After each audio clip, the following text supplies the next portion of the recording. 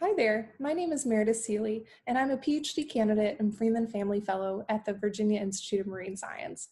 I was awarded the Freeman Family Fellowship to provide research and outreach on the issues surrounding plastic pollution in our oceans. That's why I'm here with you today, to share some of my research with you. I study the effects of microplastics, or the small bits of plastics that are in our environment, and how they affect marine organisms.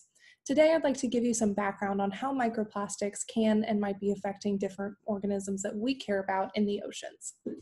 I'm sure that you've seen and heard about plastic pollution in our news and media. If you have, you've probably seen images like this. On one side, we have a sea turtle that's been entangled in a fishing net that was lost or discarded at sea, and it likely can't escape without our help. On the other side, we see a seabird that ingested too many pieces of plastic at sea and now wasn't able to digest them and ultimately died because of this. This is because plastic pollution is so pervasive in our environments.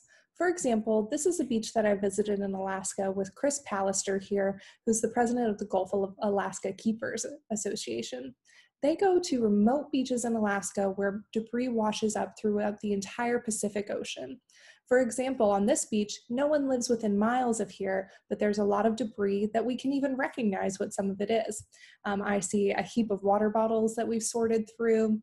There's a laundry hamper in the back, some fishing buoys, and even a coffee canister. So these are things that we're used to seeing in our everyday life, but are now showing up on our beaches and in environments that we care about. This part of plastic pollution is relatively simple to understand what these pieces of plastics are, but it gets more complicated. For example, on the back side of this beach, smaller pieces of plastic accumulate called microplastics. This is an image of that same beach where you can see these small bits of plastics mixed in with natural debris from the environment. These microplastics are already more difficult to understand what their effects might be because they're so small. They can be ingested by a wider variety of organisms, and we also don't know what type of plastic it is just by looking at it. And this is even more complicated than it might sound. To share with you some of these complications, I'll invite you to my imaginary ocean. And in my imaginary ocean, I'm very lucky because I only have one microplastic polluting. This microplastic, however, can interact with a lot of different things. First, it's important to understand that a microplastic, or any type of plastic, is composed of the polymer, like we hear about or we use for recycling numbers, such as PVC or polyethylene.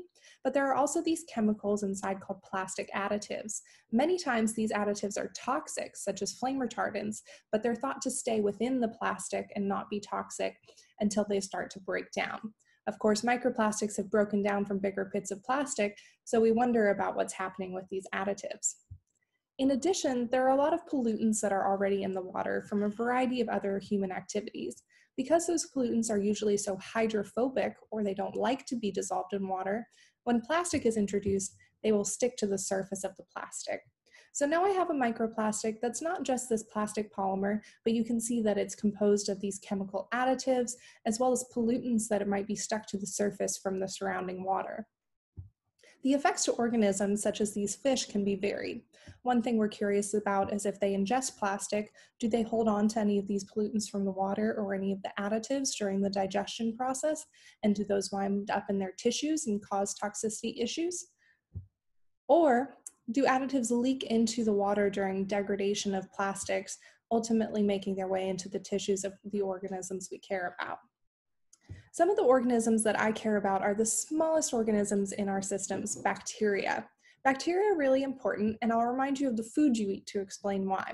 When you eat a slice of pizza and it goes down through your gut, the bacteria in your stomach and your digestive system digest this pizza and provide nutrients to your body. And this keeps your gut healthy. This is why we take probiotics, or probacteria you could think of, to help supplement these bacteria and make sure they can digest our food and give us all our nutrients. The seafloor works the same way. There's sediment in the sediments, or the seafloor, there are bacteria.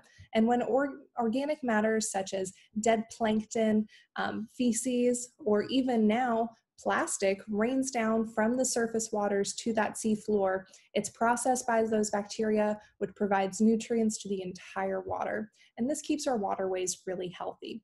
But of course, plastic is a new contaminant in these systems, and we don't really understand how it will affect this bacteria. To address this issue, I did a research study at VIMS where we did a microcosm experiment that looked something like this. Essentially, we took clean sediments with bacteria in them, and we added different types of microplastics to each of these jars, times 3, to make sure we knew what was happening. And these different types of microplastics are very varied in their polymer structure, their additives, and all sorts of things.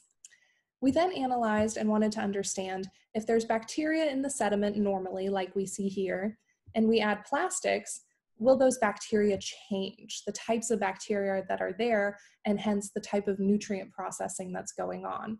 We found that not only did this change, but also if we added different plastics, the bacteria changed in different ways. So this affects the health of our waterways in the way that nutrients are provided from our sediments to our overlying water.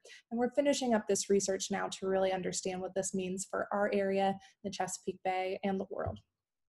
So how is plastic pollution affecting the marine food webs?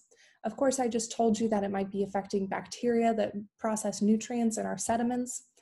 Plastic can also expose organisms to a variety of other contaminants. And of course, ingesting bits of plastic, even microplastics for certain organisms, can cause intestinal blockage and ultimately death.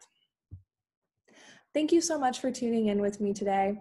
If you'd like to get in touch or learn more about my research, feel free to email me or find me on Twitter at Meredith_Seeley.